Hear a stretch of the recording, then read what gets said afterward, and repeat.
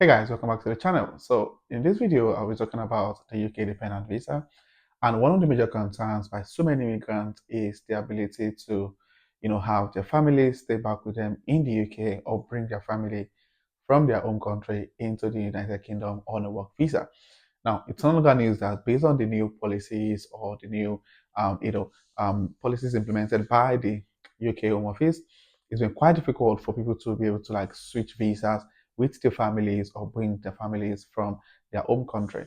And there's been a lot of scenarios, around all of these challenges. And there's this particular question I got asked in one of my previous video.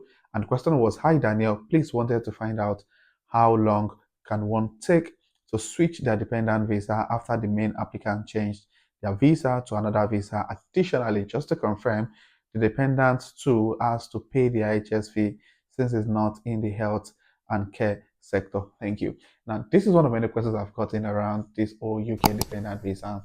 And the answer to this question is, so I'm going to give you a simple scenario. So let's say, for example, I, as a main applicant, used to work as a care worker with, let's say, company A, and I was on that particular job for, let's say, about a year or thereabout. And a year after, I got a new job with another care company, and I was required to like switch to, you know, um, switch my visa to a new employer. Now, the dependents don't necessarily need to also switch their visa immediately. That's the way the policy works. The dependents can wait until their current visa expires, then they can then move to their current partner's a visa. So that's the way it works.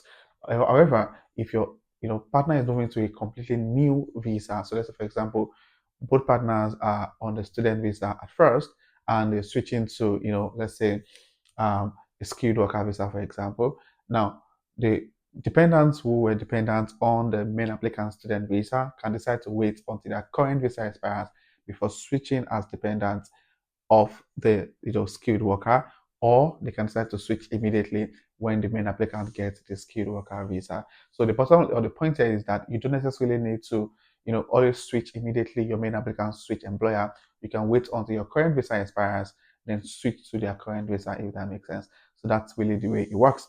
And there are different scenarios around being able to bring in your dependent on the skilled worker visa or on a work visa.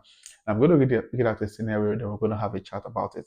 Now, there's an example here which says, Jules is from Spain and is currently working as a care worker, and our shortage occupation code is 6135 at a private nursing home that is CQC registered in um, X6. Now, Jules currently earns £25,000 a year, and he lives in the UK with his partner Maltida and two daughters, Mia and Jessica. Now, Maltida works as a shop assistant in a local supermarket. Now, when applying to extend his visa, he will need to make at least £23,200, which he does on his current salary.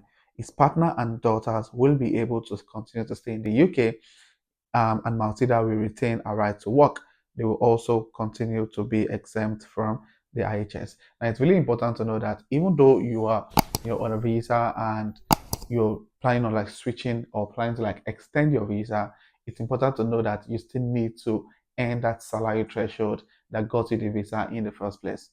You get what I mean? So if you're earning 25,000, for example, as a care assistant, and you're switching or you're trying to like renew your visa or extend your visa, you must also supposed to be earning at least 23,200. So if your employer is paying you less to 23,200, it might be a bit difficult or almost impossible to be able to switch or extend your visa, if that makes sense. So it's really important that we put that into consideration. Now, the second example now is saying Sarah is a senior care worker with shorter occupation code 6136.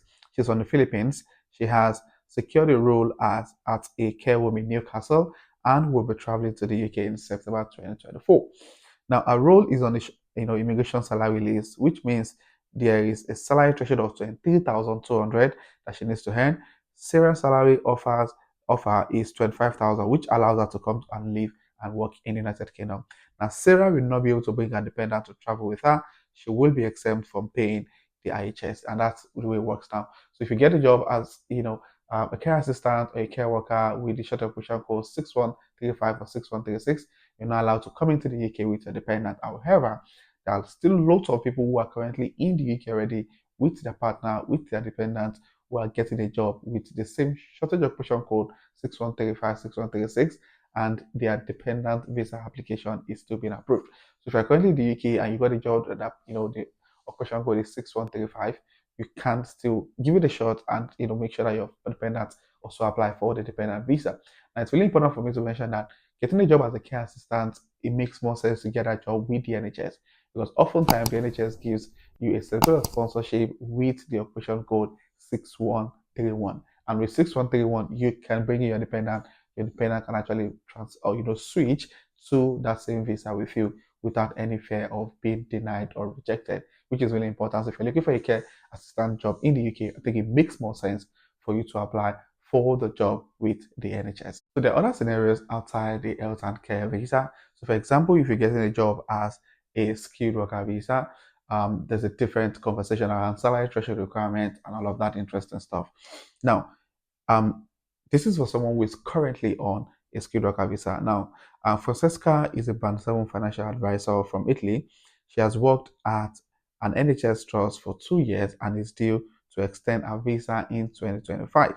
Her husband Anthony moved to the UK with her as part of her visa and works in construction. Now, Francesca is wanting to continue with her current role.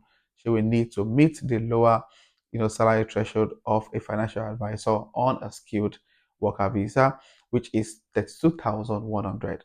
And our employer will need to ensure that she is continued to be paid in line with resident workers using the latest pay data. Now, Francesca will need to pay the increased IHS fee of £1,035 per year for herself, and again for Anthony. Anthony will continue to maintain his right to work and live in the UK as Francesca's dependent, and can continue to live in the UK. So for those on the skilled worker visa, I think the whole dependent visa thing is not really much applicable. If you get a job as a skilled worker visa, your dependent can always apply or move into the UK with you. Now, for future skilled worker visa holders, now for example, an example is George is a Band 6 graphic designer with the shortage occupation code 2142 from France. He has been offered a role at an NHS trust for 37,338, which is the entry point salary for a Band 6 within the NHS, and it will be starting in December 2024. Now, the role is included in the immigration salary list, which has a standard salary of £30,960. Therefore, George meets the salary threshold requirement for this role. He will be able to bring his partner Margaret and their child Bella, as part of his visa application fee, and obviously, he will need to pay the increased salary, IHS fee of £1,035. And I think I made a video on this a couple of days ago that I think the amount of money we pay to renew visas in the UK is absolutely ridiculous. I mean, it's really a whole lot, especially for those who have got like a big family. And honestly, sometimes when I think about it, I think it's just too much, really. And but that's just the reality of things. If you're not getting a job as a care assistant, where you get like a waiver, or as a nurse or as a doctor, and where you get a waiver of not paying IHS fee, if you're getting like a proper job like myself, a data analyst, a financial advisor, a graphic designer, and you're getting a skilled worker visa, if you've got a family of more than four, bro, it's really a lot of money to pay on getting your skilled worker visa or dependent visa to stay back in the United Kingdom, which is really important. I think most people who are trying to like get a job, all you need while you're trying to get a job, you also need to like put into consideration the cost implication. And I spoke to someone a couple of days ago, and I think personally, I think it was a good decision, really. So one person in the family had to sacrifice in order for them to like manage the cost. So the husband came to the UK to study for a master's program, and towards the end of the program, the wife got a job as a care assistant with one of the NHS trusts, and the occupation code was 6131. So they are not, stopped from being able to apply for the dependent visa. And even though she didn't want to like take up the job, and the husband also got a job, got a professional job. I think got a job as a financial manager somewhere, and they have two COS in the family, the wife's care assistant visa, and also the wife's care assistant COS, and the other financial manager, sponsorship. And obviously, with the look of things, if they're going with the husband's sponsorship, they're going to be spending, it's a family of four, they're going to be spending nothing less than 15,000 to 18,000 pounds on the visa application fee. But if they decide to go with the right sponsorship, they're obviously going to pay practically zero fee on the IHS, which is saving the family a whole lot. And they have to like jump on a call with me and just to have a conversation about what should they do as a family, because of the cost implications. Should they, you know, should one sacrifice a career just to save themselves some funds, or they should go with the husband's sponsorship, and they're going to be, in so much debt because at the point they can't even afford to pay 15 grand for, visa application fee. But anyway, that's just the reality of things. But if you're in that situation, what do you think is the right thing to do? Of course, we had a conversation and we went for a particular option. But if you're probably in that situation, what would have been your best decision in that regard? Please state this decision in the comment section.